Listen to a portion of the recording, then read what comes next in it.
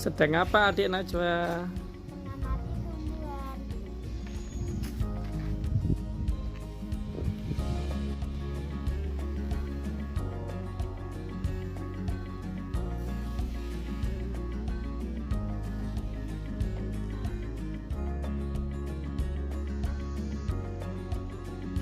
Cara mengklasifikasikan tumbuhan. Anak-anakku semuanya, adapun tujuan pembelajaran pada pertemuan kali ini adalah yang pertama, menjelaskan tujuan dan dasar klasifikasi. Yang kedua adalah mengelompokkan tumbuhan berdasarkan penampakan yang dimiliki.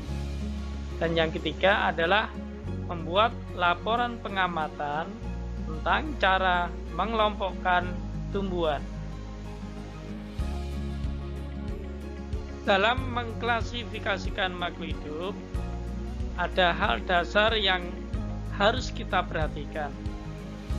Karena makhluk hidup itu memiliki ciri yang berbeda dengan benda mati. Adapun ciri-ciri kehidupan yang ada antara lain adalah bergerak, nafas, tumbuh dan berkembang biak, memerlukan nutrisi, bisa berupa makanan, bisa berupa minuman, dan peka terhadap rangsa atau biasa kita sebut dengan iritabilitas. Nah, ciri-ciri inilah yang tidak dimiliki pada benda mati. Pada pertemuan kali ini kita bahas dasar dulu tentang apa itu klasifikasi. Nanti kalau sudah, kita baru membahas bagaimana cara mengelompokkan tumbuhan secara mudah. Jadi anak-anak, klasifikasi itu adalah sebuah cara untuk mengelompokkan makhluk hidup berdasarkan kesamaan ciri yang dimiliki. Di dalam pengamatannya bisa juga persamaan dan juga bisa perbedaan ciri-ciri yang kita amati. Kemudian dalam klasifikasi ini ada tujuannya. Yang pertama, untuk mempermudah mengenali, membandingkan dan mempelajari makhluk hidup. Yang kedua adalah mengelompokkan makhluk hidup berdasarkan persamaan, perbedaan ciri-ciri yang dimiliki. Yang ketiga, mendeskripsikan ciri-ciri jenis makhluk hidup untuk membedakannya dengan jenis yang lainnya, karena setiap jenis makhluk hidup itu tentu berbeda, karakteristik ciri-cirinya juga berbeda. Yang keempat, untuk mengetahui hubungan kekerabatan antar makhluk hidup. Dan yang kelima, ini yang penting adalah untuk memberi nama makhluk hidup yang belum diketahui namanya. Adapun dasar-dasar dari klasifikasi makhluk hidup ada 3 hal. Yang pertama adalah persamaan ataupun perbedaan yang dimilikinya. Bisa juga berdasarkan bentuk tubuh atau morfologinya atau anatomi bagian dalam tubuhnya. Bisa juga berdasarkan dari manfaatnya, misalnya sebagai sumber pangan, sumber energi protein, atau ada misalnya tanaman itu ada tanaman hias, tanaman peneduh. Ada juga berdasarkan tempat hidupnya, misalnya ada yang hidup di darat, ada yang hidup di air. Ada juga berdasarkan sifat-sifat dari perawakan dalam hidupnya. Perawakan dalam hidupnya itu bisa kita lihat, misalnya ada tanaman semak, herba perbetu, dan juga berupa pepohonan. jelas pada pertemuan kali ini kita akan melakukan diskusi tentang kegiatan ayo kita lakukan 2.5. Pada LK ini, lembar kerja ini, ada dua hal yang kita tekankan. Yang pertama, amatilah gambar 2.11 tersebut. Nah, itu gambar apa anak-anak? Ada bunga yang berwarna merah yang sangat fenomenal, namanya bunga mawar, dan yang satunya adalah tanaman jagung. Dari hasil pengamatanmu, silakan nanti membuat satu pertanyaan saja ya tentang tanaman tersebut. Ya, ini bisa contohnya dari tanaman tersebut apa manfaatnya, atau ciri-ciri apa yang sama pada kedua tanaman tersebut. Nanti silakan dikembangkan. Ini nanti tidak hanya satu pertanyaan, bisa juga 2 atau 3 pertanyaan. Kemudian sikan adalah dari gambar yang ada, yaitu gambar 2.12.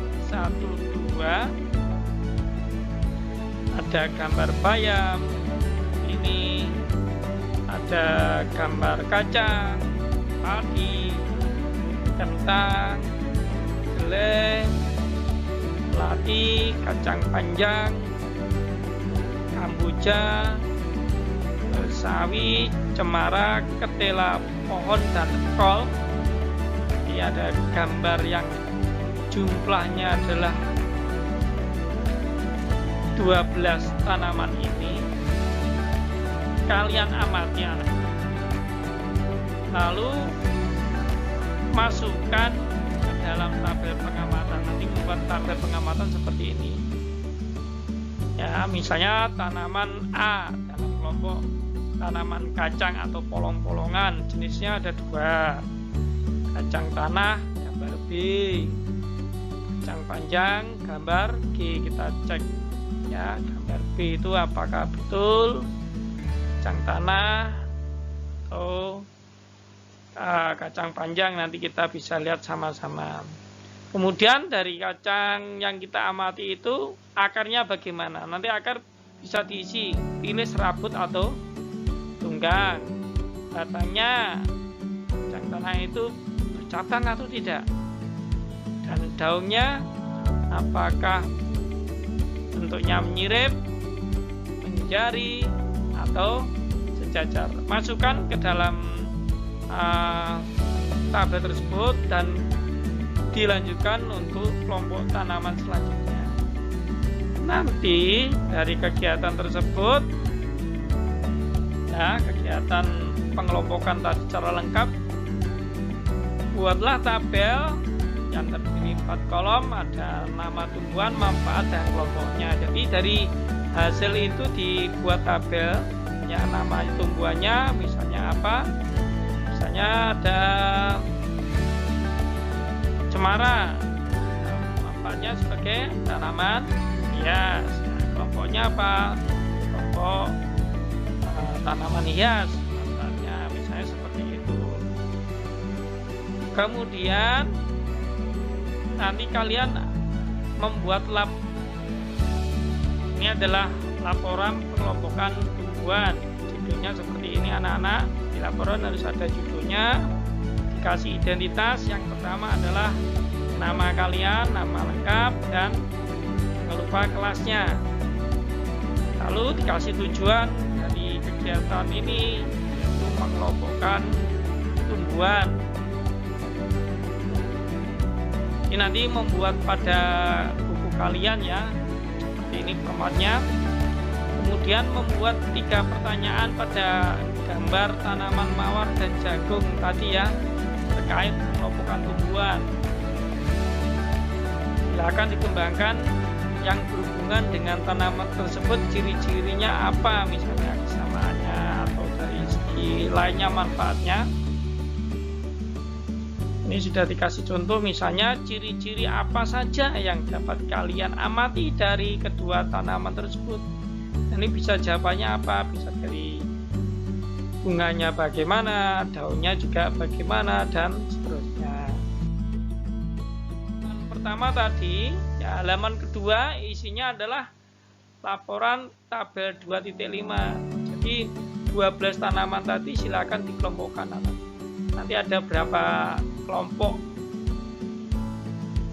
Ini tadi ya, kacang sudah, misalnya ini tanaman hias cemara, akarnya bagaimana, apakah tunggang atau serabut, batangnya apakah bercabang atau tidak, misalnya menyirip atau menjari atau sejajar, silakan diisi dan seterusnya. Kemudian halaman kalian ini adalah bagian C, mengelompokkan tumbuhan berdasarkan manfaat. Diambil dari pengamatan halaman sebelumnya tadi, ya, tabel tadi yang ada 12 tanaman tadi. Nah, intinya yang C ini sebenarnya adalah bentuk simbol dari